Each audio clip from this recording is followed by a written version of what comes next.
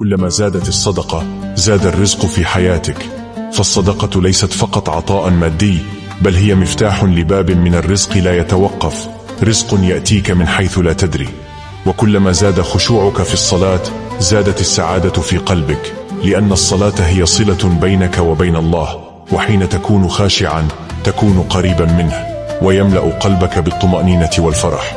وكلما زاد برك بوالديك زاد التوفيق في حياتك، لأن رضا الله في رضا الوالدين، وفي ذلك مفتاح لنجاح كبير في الدنيا والآخرة. ومن يتق الله يجعله مخرجا من كل ضيق، ويسهل له كل صعب. هذا وعد من الله الذي لا يخلف الميعاد، ويرزقه من حيث لا يحتسب. كل هذا هو مكافأة من الله، مكافأة لا تقدر بثمن. لذلك احرص على تحقيق هذه الشروط لتستحق الوعد، ولتنال المكافأة التي تليق بك.